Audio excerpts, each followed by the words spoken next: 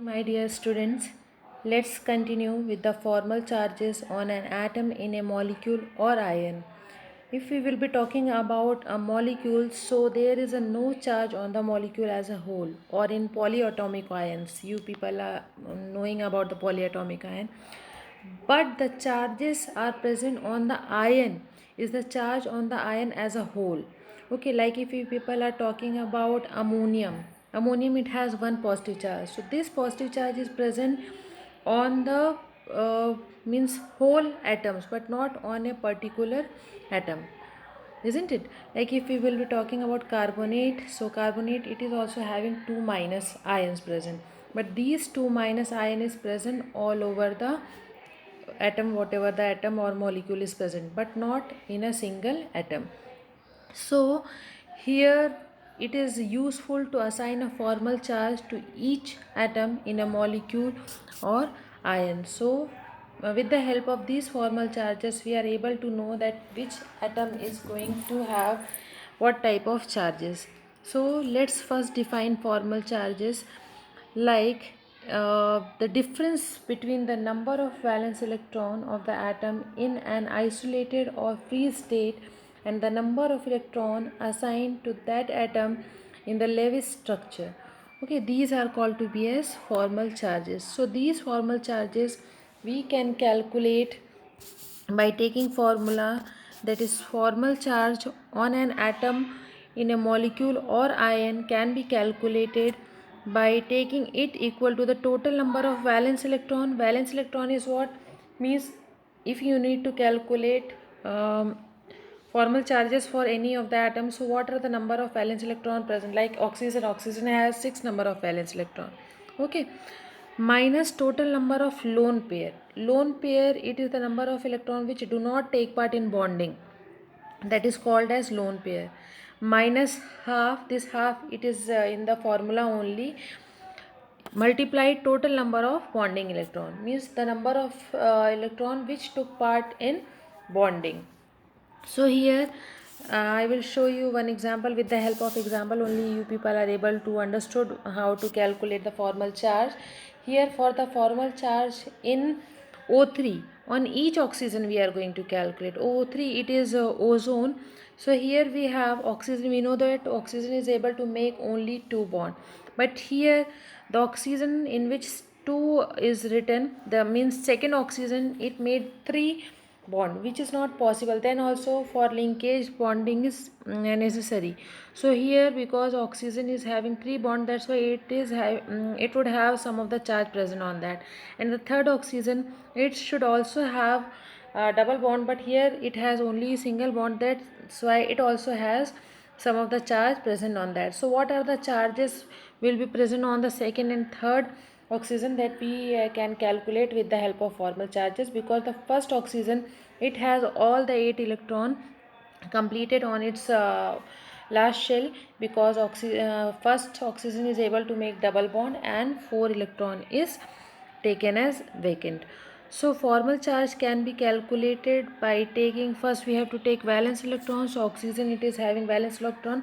First we will be calculating for the first oxygen. Okay, valence electron, that is 6. Then we have to see how many electron took part in bonding, or how many electron is taken as lone pair. So here we have 1 2 3 4 electrons are there which do not take part in bonding. So 6 minus 4 minus half, that is in the formula only, multiply the number of electron which took part in the bonding, means here we have 1 2 3 4, 4 electrons are there which taken part in the bonding. So on calculating, here we got 0, it means first oxygen do not have any charge on that. Now we will be calculating for the second oxygen. See, again on the second oxygen, the number of electron, valence electron present, because it is oxygen, so valence electron would be same for each oxygen. So again here you have to write 6. Then the number of electron which do not take part in bonding. So here we have 2 electron which act as lone pair. Okay, so 6 minus 2 minus half into how many electron took part in bonding. So see, here we have 3 bond. One bond is having 2 electron, 1 2 3 4 5 6, multiply 6, then it is equal to plus 1. It means Second oxygen is going to have one positive charge on that. Next, for the third oxygen, here again we have to write valence electron, that is equal to 6 minus number of lone pair electron you have to write. So the number of electron which do not take part in bonding, that is 1 2 3 4 5 6 on the third oxygen. So 6 minus half into how many electron taken part in the bonding, that is 1 and 2. So multiply 2, it is equal to minus 1. It means that this third oxygen is going to have one negative charge. So with the help of this one, we are able to know that what type of charges is present on what type of atom.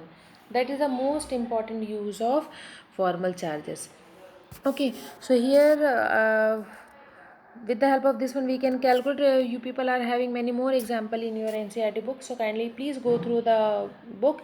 If you will be getting any doubt, then you can ask. Then let's move to the next topic, that is advantage of formal charges. Here the most important advantage of this one is it is helpful in the calculation of formal charge to get some idea about the stability of the structure, whether the structure is stable or not. Whenever we are talking about any of the molecule, here we are having the structure or geometry of the molecule also. So whether these molecule is stable or not, this we can know with the help of formal charge. So how do we know whether they are stable or not? Because if the energy, if any of the molecule has less energy, so or less energy means if any of the molecule has smallest formal charge on its atom, so it is taken as lowest energy. Or if this one is having lowest energy, then it means it is in the stable form. Because you can take example, if we people are talking about any kid, if any kid is having lots of energy, so this kid is always trying to do something, means he playing or breaking something or doing means till it is they are having energy, they are trying, they cannot stop or we cannot stop them for doing something. But as the energy reduces, slowly they become tired, and then they simply settle down or simply sit in a place. So that is called, if any of the atom is having less energy, then this one is taken as stable form. And if any of the atom has more energy, then they are always in the reactive form, means they always try to react with one another. So that's why lowest energy is taken as the stable form. So with the help of formal charges, we are able to know whether any of the structure is stable or not. Now we have limitations of octet rule. What are the limitations of octet rule? So first most important limitation, that the incomplete octet of the central atom. Here, as this rule, what is said by the rule, that all the atom which is present in the center, they should have the complete octet, means all the 8 electrons should be complete. But here whenever we are seeing the structure of lithium chloride, or we may see beryllium hydride or boron chloride. So here see boron is present at the center, and boron, it has 3 electron in its outermost shell. Okay, so it has 3 electron and 3 is shared by chlorine, it means all total it has 6 electron. But here what is said, that every atom has to complete its octet, means it should have 8 electron. But here they are unable to complete their octet, then also they are taken as stable form. So why is it so? So this one is not explained, that's why this is come as a limitation of octet rule. This type of compound is called to be as electron deficient, where the middle element do not have complete octet. Second, formation of compound involving hydrogen. Like according to the octet rule, each element has to complete its octet, but hydrogen and helium, they are the element which are not going to, which never complete its octet, because to complete its octet, the nearest noble gas configuration of hydrogen and helium is 2 only. That's why they are going to complete its duplet. Okay, so this is also taken as a limitation of octet rule. Now next is odd electron bond or odd electron molecule. Here mostly octet means what? Octet means the outermost shell should have 8 electron, but here we are having few compound in which the electron which is present in the outermost shell, they are in the odd number. Look at the structure for the nitric oxide. Here we have 3 electron which is left out, or if we will be totaling all together, then they have 7 electron in their outermost shell, that is not complete, that is odd one, which is also taken as a limitation of octet rule. Next is the expanded octet. There are certain compound like SF6, sulfur fluoride, or sulfuric acid, or phosphorus pentafluoride. So these are the compound in which the octet of, or the outermost shell of the middle electron or the central element, they can expand itself. Means, see, if we will be seeing the structure of SS6, S is present at the center. According to the octet rule, they should have only 8 electron in the outermost shell. But here, whenever we are counting the number of electron which is present in S, so here it has 1 2 3 4 5 6 7 8 9 10 and 11 12. Because of the presence of 6 bond, it has 12 electron. That is the expanded form. Okay, so this is also a very important drawback, that is expanded octet. But to complete its, or to become stable, they should have only 8 electron. But this compound has more than 8 electron, then also they are taken as stable. Now, some noble gases. According to the rule, noble gases never combine, because noble gases, it has 8 electron in their outermost shell. That's why noble gas do not combine with anyone to form compound.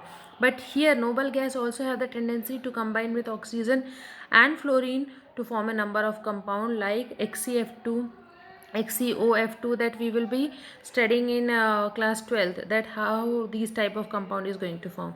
So this is also taken as one of the drawback of octet rule. Next, this theory doesn't account for the shape of molecule. Here only a simple shape is given by putting electron dot, but it do not tell us the geometry of the molecule. Next, it does not explain the stability of the molecule, being totally silent about the energy of a molecule. So, with the help of this octet rule, we are not able to know that whether the molecule is stable or not. So, these are few limitations of octet rule. Because of these limitations, there is need to study more and more about these things. So, here before going forward, here we will have bond parameter. What is bond parameter? Because here we are talking about the bond. It means bond parameter, it is the measurement or measurable property of any of the atom. So here we will be first discussing about the bond parameter, because it will also help us to know something more about the atom. So first, here we have bond length. Bond length is what means, I think in previous chapter also we have discussed about the bond length.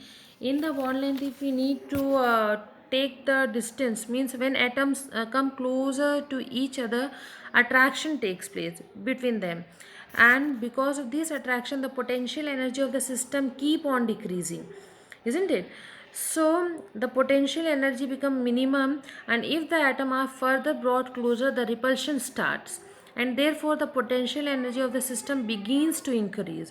Thus, this bond length can be defined as the equilibrium distance between the center of the nuclei of the two bonded atom in a molecule is called as bond length. Like if we will be taking about the distance from one nucleus to the another nucleus, then this is taken as the bond length, and half of this is taken as the radius. Okay, see, look at the structure. With the help of structure, we can calculate the bond length for different type of means different type of element or different type of atom. Like if we are talking about the covalent radius is what? Covalent radius means, we know non-metal are always going to form covalent bond.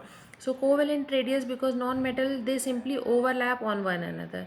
So covalent radius is measured as the radius of an atom's core which is in contact with the core of an adjacent atom. Okay, so covalent radius, here if we will be taking the distance from one nucleus to another nucleus, that is the diameter, but half of the distance between two similar atoms joined by covalent bond in the same molecule is taken as the covalent radius. Okay, so here one atom is taken as A, another one is taken as B. So the radius of this one is taken as RA and RB. Covalent radius can be calculated with this formula, like here they are calculating for chlorine, that R radius of chlorine can be calculated by taking the diameter. Diameter is from one nucleus to another nucleus, and by taking half of this one we will get radius. Okay, next is what? Next we will be talking about the van der Waal radius. What do you mean by van der Waal radius? So van der Waal radius mostly we are taking for those molecule which are in gaseous form. Okay, because here in the gaseous form, these are like, if we are talking about chlorine, so if we need to take the bond length of chlorine, because chlorine it is a non-metal, that's why it is always present in the Cl2 form. Okay, so here we are not going to measure the distance from one chlorine to another chlorine. Here we have to take the distance from one chlorine molecule to another chlorine molecule, and by taking the half of this one we will get van der Waal radii. Okay, now there are certain factors given which affect bond length. These are: bond length increases with increase in the size of atom. Obviously, as the size of atom increases, bond length will also become increases. Second, bond length decreases with the multiplicity of bond. It means that we know we are having single bond, we are having double bond, we are also having triple bond. So as the number of bond increases, the bond length become decreases. It means that single bond, it is having the greater size as compared to the double or the triple bond. Next we are having bond angle. What do you mean by bond angle? So we know that a bond is formed by the overlap of atomic orbital. So the direction of the overlap gives the direction of the bond. So here we can define bond angle as the angle between the line representing the direction of the bond, that is the orbital containing the bonding electron, is called the bond angle. Or here we can also define it as angle between two adjacent bond of an atom in a molecule made up of three or more atoms is known as bond angle. See, with the help of this structure we are able to know the bond angle. Like here we have H2O, because oxygen is present at the center and hydrogen is present after that. So these are the bond angle. The bond angle between this is 104.5 degree, or 104 degree point 5 second. So these are the bond angle. Here we cannot make a straight line because of the presence of lone pair electron. There is repulsion takes place, that's why this bond is little bent. Why the structure is like that, that we will discuss in this chapter only, because here we have many more theories which will explain about how to make a geometry and how to draw the structure of any of the molecule, which were not explained by the octet rule. Okay, so these are all about the bond angle. After that we have bond energy or bond enthalpy. So bond energy and bond enthalpy can be defined as the amount of energy required to break one mole of bond of a particular type to separate them into gaseous state is called bond energy. We know that for the formation of bond lots of energy is needed, isn't it? Whenever any of the bond is going to make, it release some of the energy. That's why if we need to break the bond, we have to give some energy, then only the bond is going to break. So whatever the energy is needed to break the bond is called to be as bond energy. Again here we have some of the factor in which bond energy depends, like first, size of the atom. As the size of the atom increases, bond length become increases. If the bond length increases, then the bond dissociation energy will become decreases, because bond length is inversely proportional to bond dissociation energy. Because if we people are holding anyone's hand, or as the distance between we two people are increases, the means the capability of pulling one another will become difficult, and we anyone can break our bond very easily. That's why as the bond length increases, bond dissociation energy will become decreases. Second thing, multiplicity of bond means as the number of bond increases, like if we are having triple bond, double bond and single bond, so it would be more difficult to break triple bond. That's why nitrogen is taken as less reactive element, because of the presence of triple bond in between the nitrogen atom. Nitrogen is taken as inert gas, isn't it? because to break triple bond is more difficult as compared to break single bond. Next, it is also depends on the number of lone pair of electron. More number of lone pair of electron, more repulsion is there.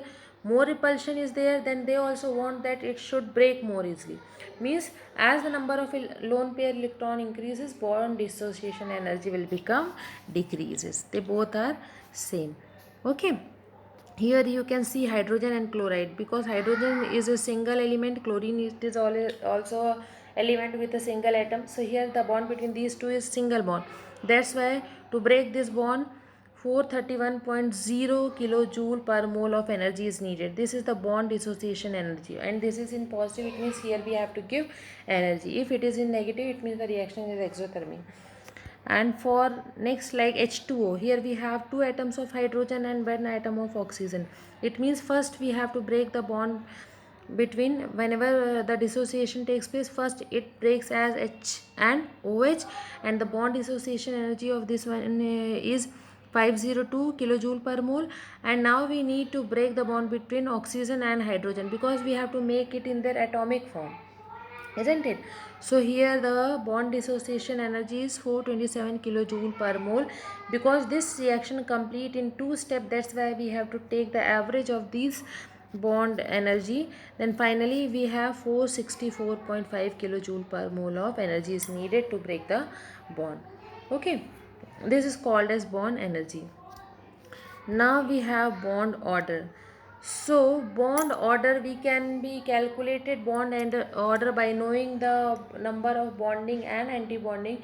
This bonding and anti-bonding is explained with the help of molecular orbital theory. That also we will do in this chapter only. But here you people only have to know that bond order means it is the number of it is the total number of bond present between the two atoms which hold them together, like hydrogen linked with another hydrogen with a single bond, oxygen linked with another oxygen with a double bond, nitrogen linked with another nitrogen with triple bond, isn't it? So how many bonds are present between two atoms, that we can calculate with the help of bond order.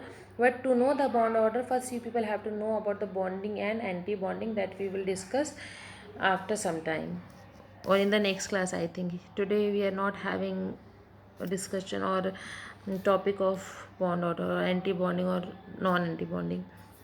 Next, bond and order is depends on the stability of bond. More stability of bond, more will be the bond order. Okay, bond order also depends on the bond dissociation energy. Bond order is inversely proportional to bond length. It means as the bond length increases, bond order will become decreases.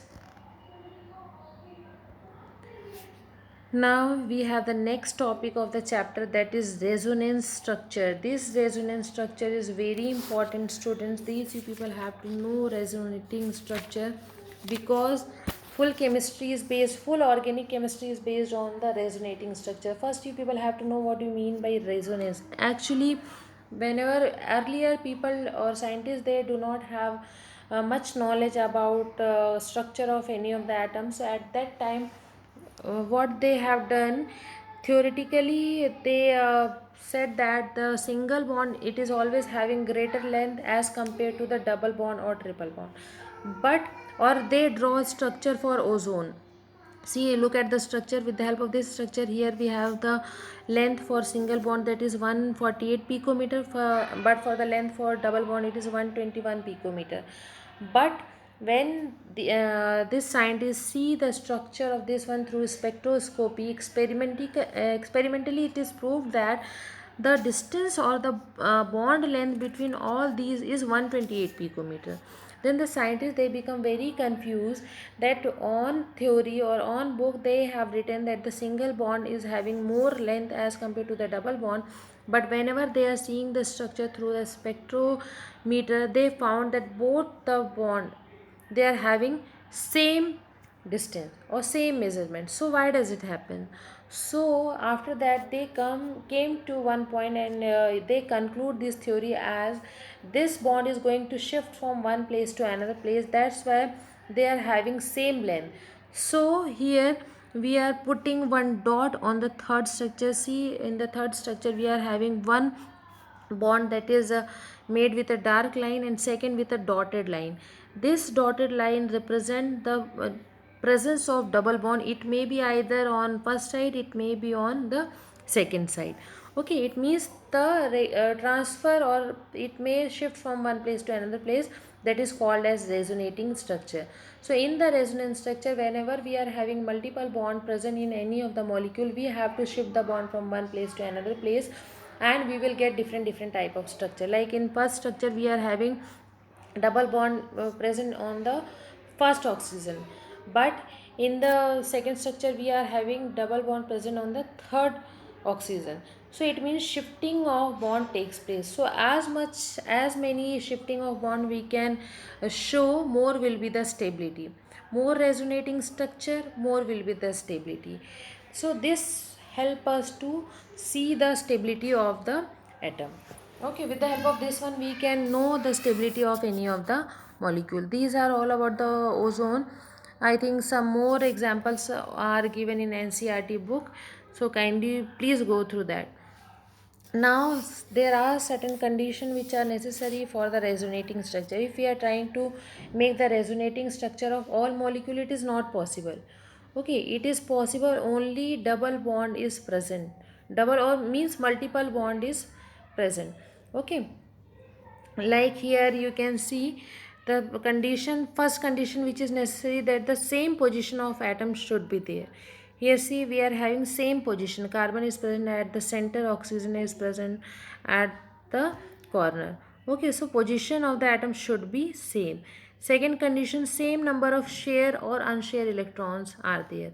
Whatever the number of electron taken part in the bonding or non-bonding, that should also be same.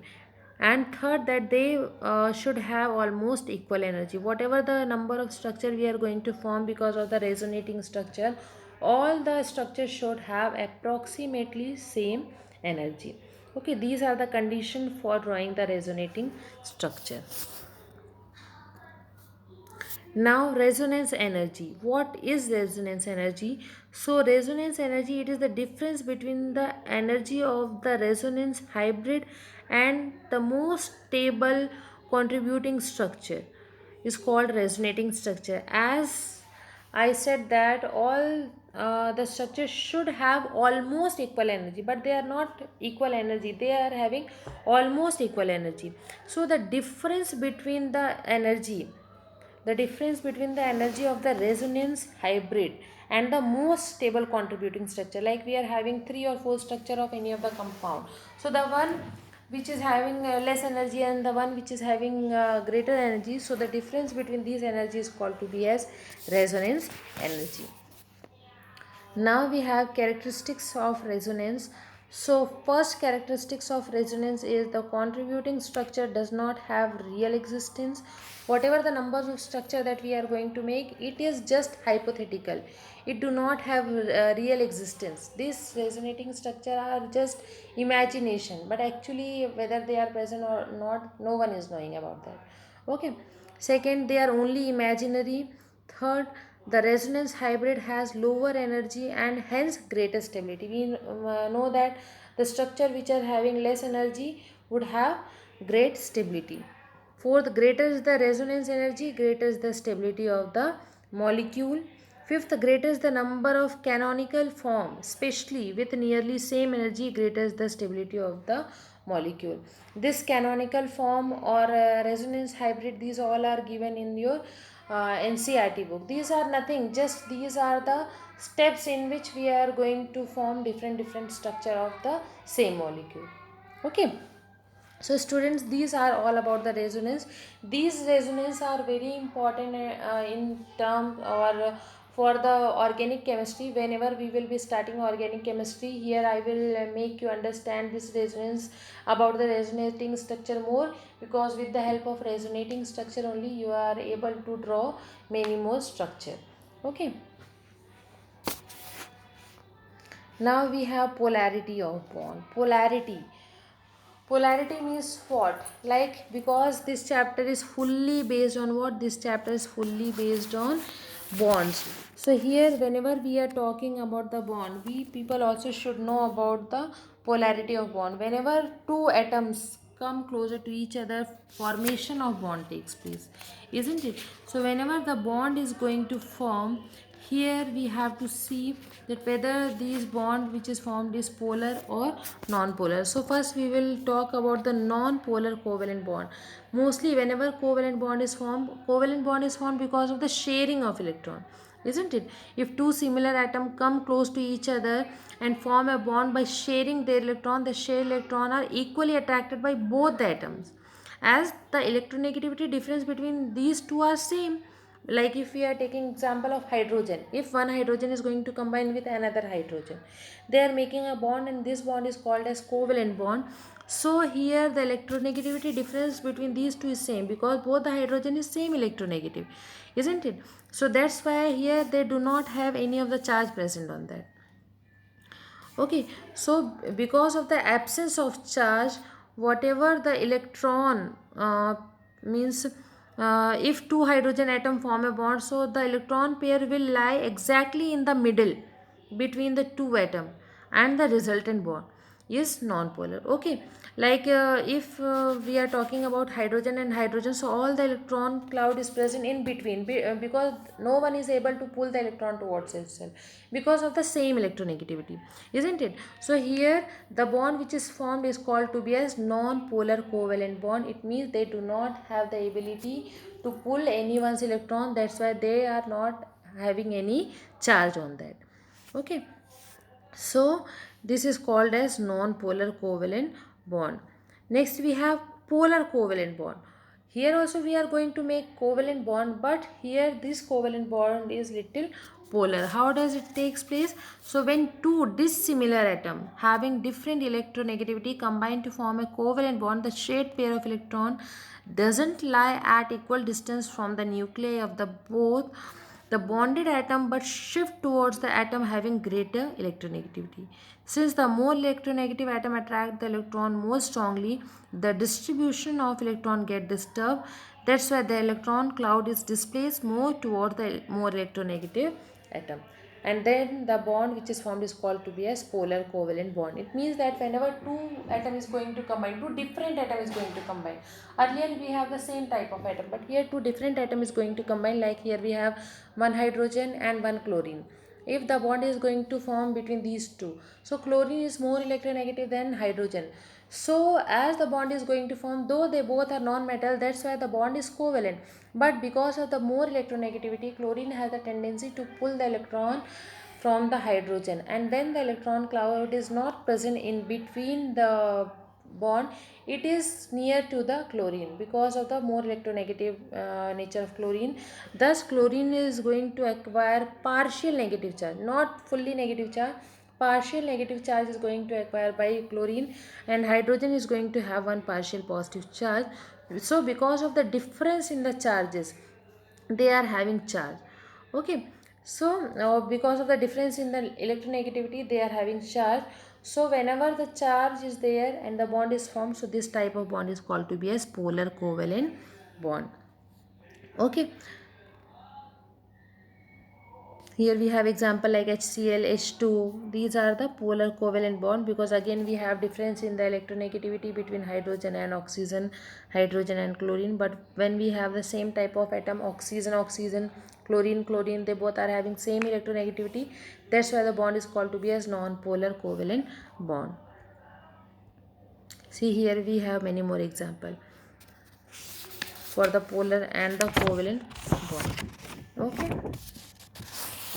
So, as discussed, if two atoms linked together have different electronegativities, isn't it? So, the bond formed is polar. In the other word, the bond is said to possess partial ionic character, because here they have difference in the electronegativity. It means they are going to acquire partial and positive and partial negative charge.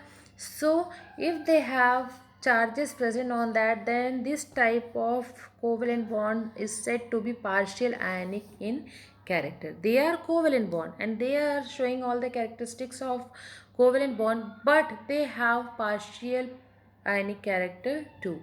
Why? Because of the presence of charges. Okay, so ionic bond is formed because of what? Ionic bond is formed because of the formation of ions like Na and Cl. Na is going to have positive charge, chlorine is going to have negative charge. Because of the presence of ion, they are going to have ionic bond.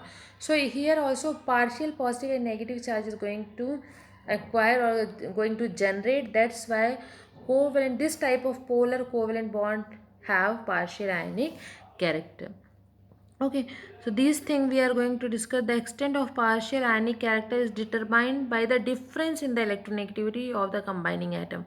More is the difference, greater will be the ionic character. Okay.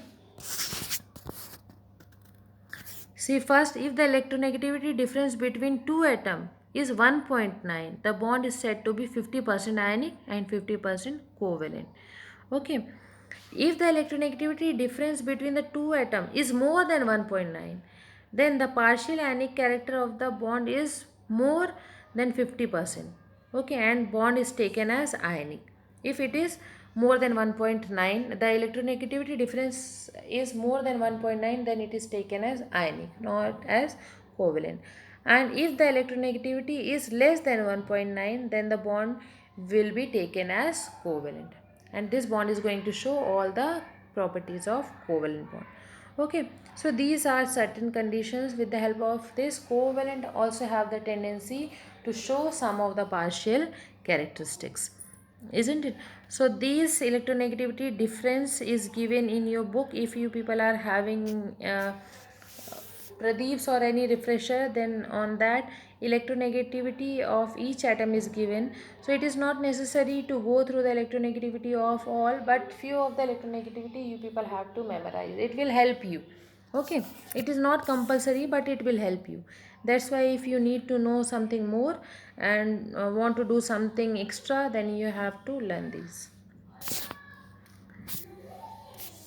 Next thing, like here we have a method to calculate the percentage of ionic character of a covalent bond. As we have discussed about the partial ionic character of a covalent bond, so here methods are given to calculate the percentage of ionic character of a covalent bond, and it is based on the measurement of dipole moment. So first we people have to know what do you mean by dipole moment.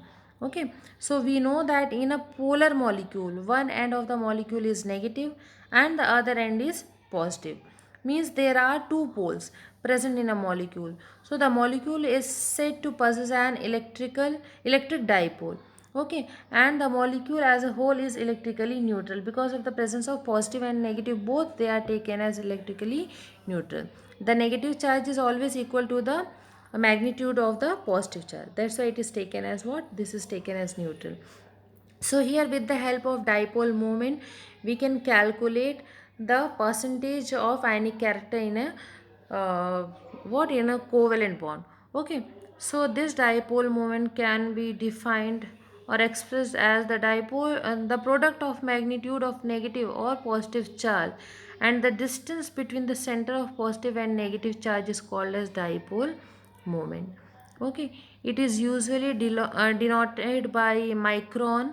Mathematically it can be expressed as micron into q into d, where q it is the means charge, and d it is the distance, and this micron it denote dipole moment.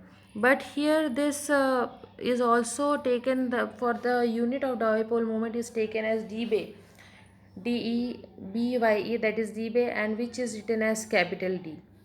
Okay, so here the value is also given. Q, that is charge, is equal to 10 to the power minus 10 ESU, and D is equal to 10 to the power minus 8 centimeter. So micron is equal to 10 to the power minus 18 ESU centimeter, and 1 ESU is equal to 3.335 into 10 to the power minus 3 C, that is 1 centimeter is equal to 10 to the power minus 2 meter. So all over on calculating these, finally we got that micron is equal to 1 dB. Okay, and 1 dB is equal to 10 to the power minus 18 into 3.335 into 10 to the power minus 10 C and 10 to the power minus 2 M. Okay, everything is given here, that is coulomb meter. Don't take it as centimeter, it is coulomb meter. Okay, so this dipole moment help us to know the percentage of ionic character in covalent bond.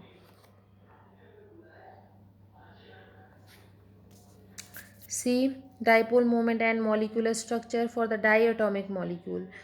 Dipole moment is a vector quantity that you people will be studying about this vector quantity in your physics. Okay, so it has magnitude as well as direction. It is represented as arrow. See, the one which is having more dipole, they are going to have, if any of the element or atom is having more electronegative character, then this one is going to have negative charge, and the tail is going to have positive charge. It means electron is attracted towards the negative charge. That's why the arrow is showing like that. So here whenever we are seeing the difference between the dipole moment, so more electronegativity, more will be the dipole moment. Like fluorine is taken as the highest electronegative element. That's why hydrogen fluoride, it has more dipole moment as compared to the hydrogen chloride, then hydrogen bromide, and then hydrogen iodide. These are for the diatomic molecule, the molecule which are having only two atoms.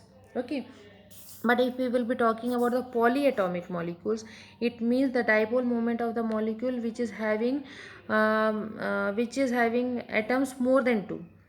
Okay, so here with more than one polar bond is equal to the resultant of the dipole. See here, with the help of example we are able to know, like if we are talking about carbon CO2, here we have one carbon and two oxygen. So first we have to see that which one is more electronegative. So because here oxygen is more electronegative, that's why both the oxygen is going to pull the electron towards itself from carbon, isn't it? So because of that, the means both are going to pull towards itself. That's why the dipole moment of this one is taken as zero, because of the linear structure. They are going to cancel out each other's charges.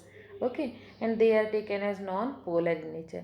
But if we will be talking about H2O, here oxygen is more electronegative than hydrogen, then only a single oxygen is able to pull the electron from both the hydrogen, isn't it? So that's why oxygen is going to have negative charge and hydrogen is having positive charge. From both the hydrogen, something is added on the oxygen. That's why this one is taken as polar. And because of the presence of lone pair electron, we also know that oxygen has 6 electron in its outermost shell, but here only 2 is busy in making bond, but 4 is still empty. So this 4 is taken as lone pair. So because of the presence of lone pair, something is more added on that, and here the dipole moment of this one is taken as 1.84 dBA. Okay, now see structure of NH3 ammonia. Here again nitrogen is having more electronegative character as than hydrogen. So again nitrogen is going to pull the electron towards itself. Students, always remember that if any of the atom is having lone pair, so the dipole moment of this one will never be zero, because of the presence of lone pair electron, whatever the condition may be. But if lone pair is present, then the dipole moment will never be zero. So here once again we have one lone pair of electron over nitrogen. That's why it will increase something more is added on that, and here the dipole moment of this one is what? It is 1.47. Now for BF3, look at the structure of BF3. Here we have B at the center and F after B, means around B. So fluorine is more electronegative. It means fluorine is going to pull the electron from boron. So what happened here? Fluorine means all the fluorine is going to pull the electron, and they all cancel out each other's charges. That's why the net dipole of this one is taken as what? Zero, because here boron do not have any lone pair of electron. So because of the resultant of any two is equal and opposite to the third, that's why it is taken as zero. The dipole moment of this is zero, because all fluorine is going to pull the electron. These two which are in the opposite of one another, they are going to cancel each other charges. See here we have very important thing, that is NH3 and NF3. Always the question is asked about this one, that why NH3 is more NH3 is having more dipole moment as compared to NF3. Because by seeing the structure, it is seen that fluorine is more electronegative. It means it should have more dipole moment, but actually NH3 is having more dipole moment. So why does it happen? So look at the structure. With the help of structure only you people are able to know that nitrogen is present in the center in both the structure. So in NH3 nitrogen is able to pull the electron from hydrogen because nitrogen is more electronegative. It means all the electronegativity or all the dipole moment is going to add over the nitrogen, and here it also has one lone pair. It means something more is added on that. So the dipole moment of this one is 1.46 dB. But in case of NF3, fluorine is more electronegative. It means fluorine is going to pull the electron towards itself, isn't it? So fluorine, because they all are present in the opposite side of one another, that's why they are cancelling each other charges. But as I tell you earlier that if any of the atom is having lone pair, then it would never be have zero dipole moment. That's why because of the presence of lone pair, they do not let it to cancel each other charges, and the fluorine which is present at the back side of the structure, this is added something on the lone pair, and finally they are having dipole moment as 0.25 dB. Okay, though it is less than NH3, then also the dipole moment of this one is not zero due to the presence of lone pair. So this you people have to write in your answer that whenever the question is asked that why NH3 is having more dipole moment as compared to NF3, so you have to explain these all things. It depends on the number that which whatever the marks. If it is asked for 1 mark, then according to that only you have to give answer, and if it is asked for 2 marks, then you have to explain little. Okay. Now application of dipole moment. This dipole moment help us to calculate the ionic character of a molecule. Second, it distinguish between the polar and non-polar molecule. And third, it also tells us the shape of the molecule. With the help of this one, we are able to know the shapes also. Okay. Now till now we have discussed about the partial ionic character of covalent bond.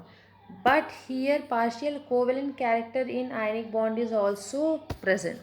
That is given by Fazans. Fazan, he was one person who has given the partial covalent character in ionic bond. That's why it is called as Fazan's rule. So according to him, when a cation approaches an anion, cation is what? Positive charge approaches an anion, the electron cloud of an anion get attracted towards the cation, and hence it get distorted.